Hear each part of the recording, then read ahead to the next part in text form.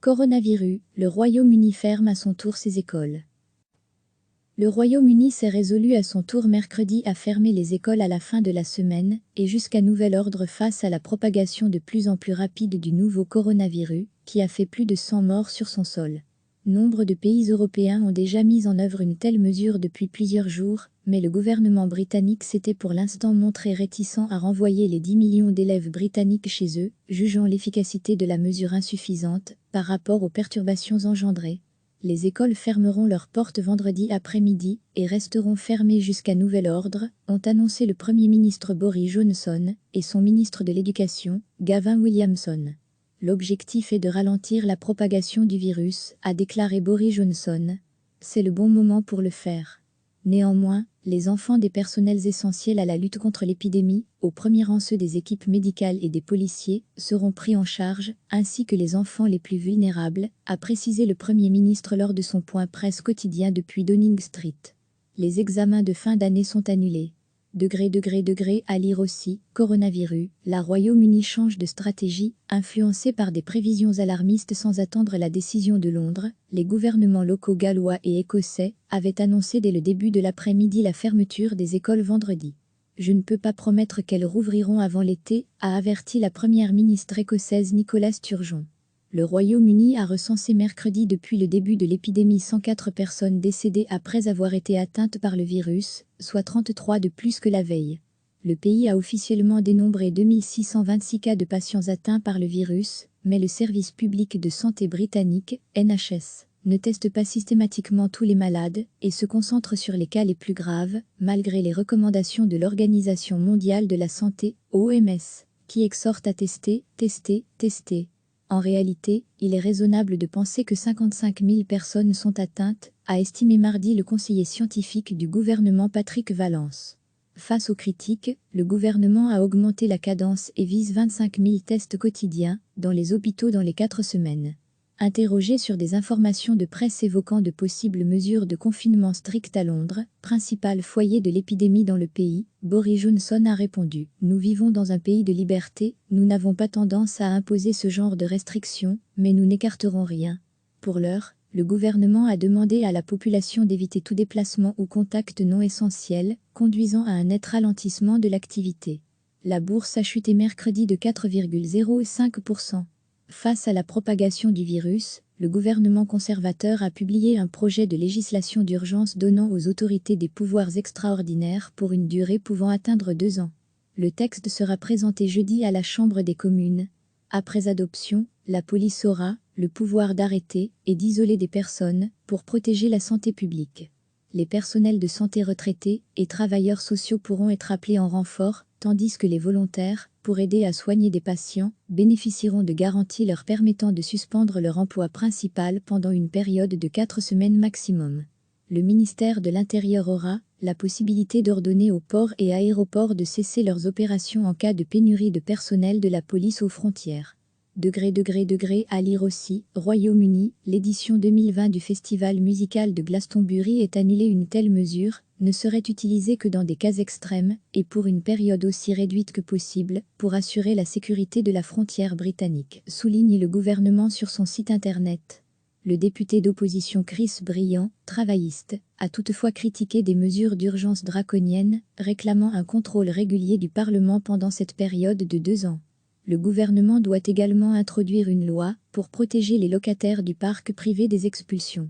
Le gouvernement a promis mardi de soutenir l'économie quoi qu'il en coûte face aux conséquences de la pandémie de Covid-19, annonçant des garanties de l'État sur les prêts aux entreprises atteignant 330 milliards de livres, 363 milliards d'euros, et des aides de 20 milliards de livres.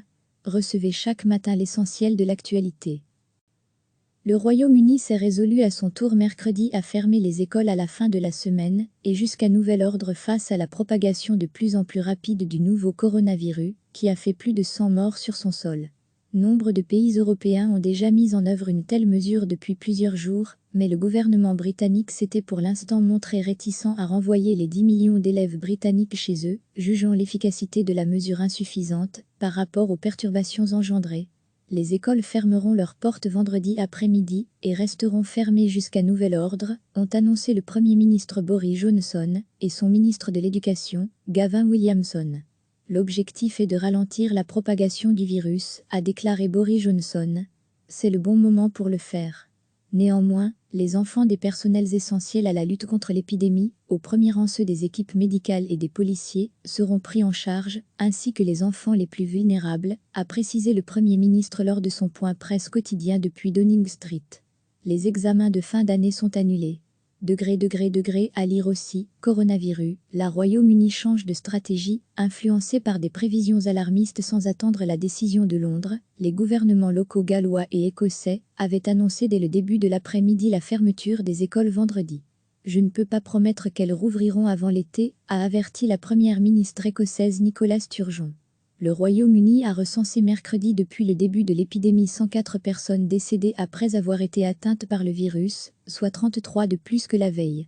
Le pays a officiellement dénombré 2626 cas de patients atteints par le virus, mais le service public de santé britannique, NHS, ne teste pas systématiquement tous les malades et se concentre sur les cas les plus graves, malgré les recommandations de l'Organisation mondiale de la santé, OMS, qui exhorte à tester.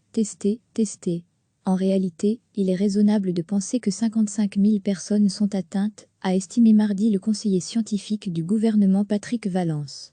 Face aux critiques, le gouvernement a augmenté la cadence et vise 25 000 tests quotidiens dans les hôpitaux dans les 4 semaines. Interrogé sur des informations de presse évoquant de possibles mesures de confinement strict à Londres, principal foyer de l'épidémie dans le pays, Boris Johnson a répondu « Nous vivons dans un pays de liberté, nous n'avons pas tendance à imposer ce genre de restrictions, mais nous n'écarterons rien. » Pour l'heure, le gouvernement a demandé à la population d'éviter tout déplacement ou contact non essentiel, conduisant à un net ralentissement de l'activité. La bourse a chuté mercredi de 4,05%. Face à la propagation du virus, le gouvernement conservateur a publié un projet de législation d'urgence donnant aux autorités des pouvoirs extraordinaires pour une durée pouvant atteindre 2 ans.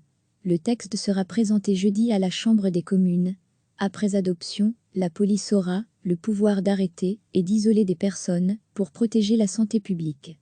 Les personnels de santé retraités et travailleurs sociaux pourront être appelés en renfort, tandis que les volontaires, pour aider à soigner des patients, bénéficieront de garanties leur permettant de suspendre leur emploi principal pendant une période de 4 semaines maximum.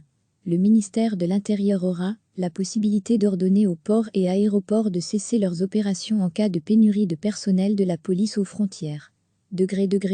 À lire aussi, Royaume-Uni, l'édition 2020 du festival musical de Glastonbury est annulée. Une telle mesure ne serait utilisée que dans des cas extrêmes et pour une période aussi réduite que possible pour assurer la sécurité de la frontière britannique, souligne le gouvernement sur son site internet.